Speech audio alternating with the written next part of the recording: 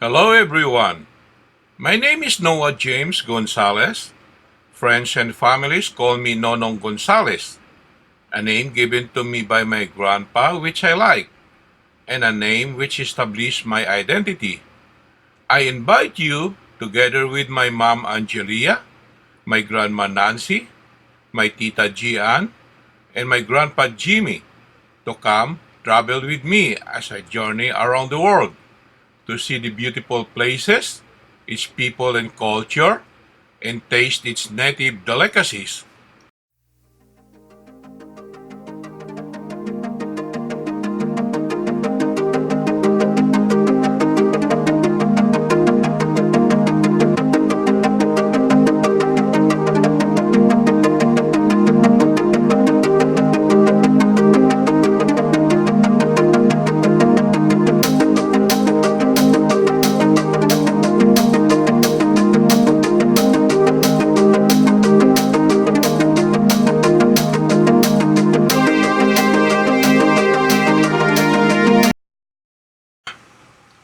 Santa Catalina Island is a rocky island off the coast of Southern California and the Gulf of Santa Catalina.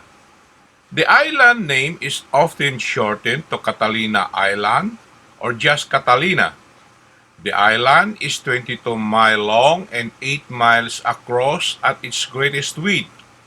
The island is located about 29 miles south-southwest of Long Beach, California. The highest point on the island is 2,097 feet Mount Orizaba. Santa Catalina is part of the Channel Island of California archipelago and lies within Los Angeles County.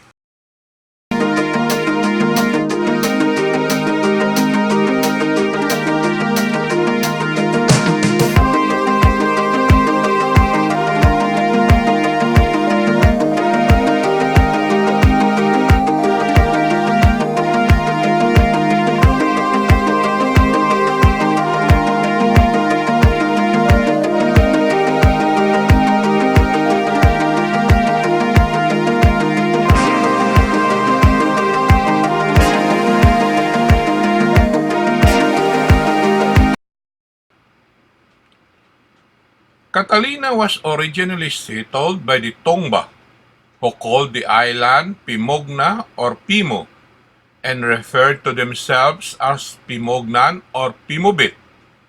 The first Europeans to arrive on Catalina claimed it for the Spanish Empire.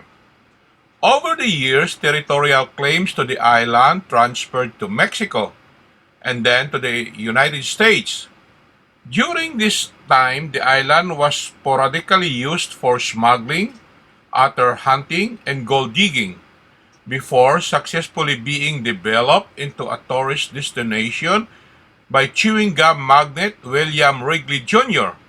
beginning in the 1920s. Since the 1970s, most of the island has been administered by the Catalina Island Conservancy. Its total population in the 2010 census was 4,096 people, or 90% of whom live in the island's only incorporated city, Avalon. The second center of population is the unincorporated village of Two Harbors at the island's isthmus. Development occurs at the smaller settlements of Rancho Escondido and Middle Ranch. The remaining population is scattered over the island between the two population centers.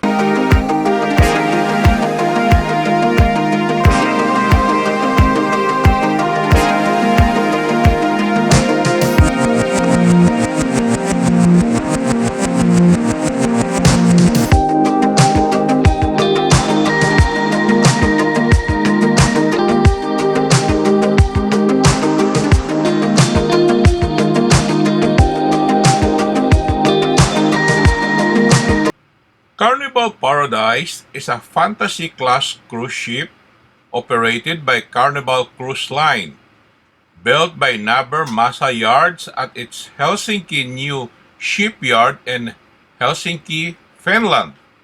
She was floated out on January 29, 1998, and christened as Paradise by Paula Zahn.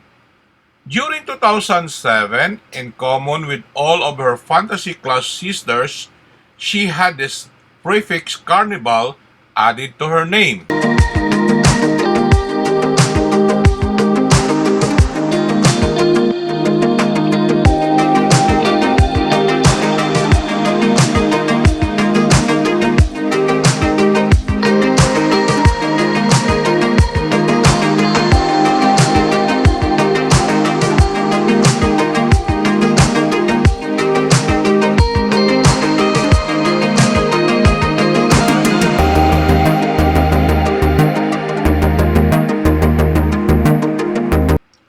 After her arrival in Long Beach, she undertook 3-day and 4-day cruises to Ensenada, Mexico, and Santa Catalina Island, California. In late 2011, Carnival moved to Carnival Paradise to Tampa, replacing the Carnival Inspiration, which went to California. Currently, Carnival Paradise takes 4 and 5-night voyages to Grand Cayman and Cozumel, Mexico. The ship also used to sail to Havana, Cuba, and Key West, Florida on selected sailings from 2017 to 2019. In 2018, she underwent a month-long dry dock in Freeport, Bahamas, which added a 14th deck to the front of the ship to accommodate 38 new cabins.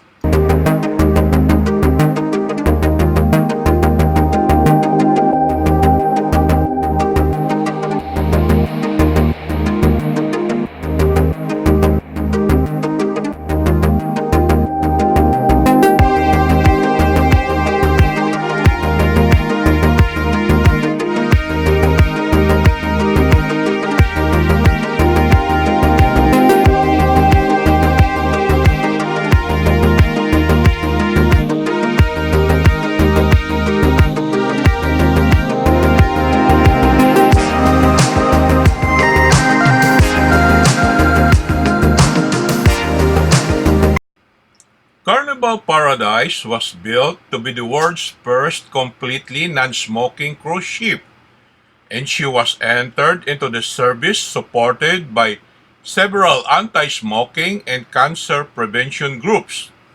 No smoking signs were placed prominently on both sides of the ship and on the stern under the name. Non-smoking rules were strictly enforced. No smoking materials of any kind were permitted aboard. If anything was seen or found, the passenger was fined $250 and put off at the next port, with their transportation home under the passenger's own expense. Due to poor revenue, Carnival decided to discontinue the smoke-free policy in December 2003, claiming that non-smokers tend to not drink or gamble as much as those accustomed to smoke. Scheduled to arrive at the port of Long Beach, California on 20 September 2004, her arrival was delayed due to several major hurricanes. Her cruise through the Caribbean and Panama Canal and up the Mexican coast was further hindered by more hurricanes. After having skirted the bad weather with minimal inconvenience, Paradise arrived at the Long Beach Cruise Terminal in the early morning. Later that day, the non-smoking signs were painted over.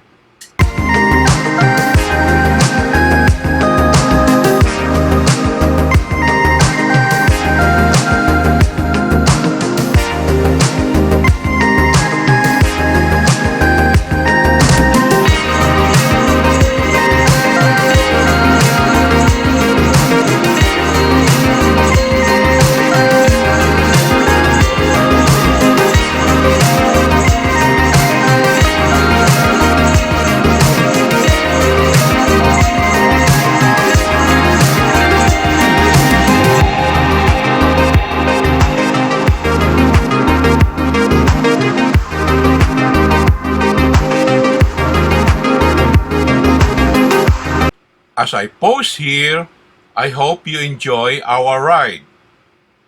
Please click the red subscribe button below and hit the bell to follow the next episode of Noah's Travel. Thank you for your patronage.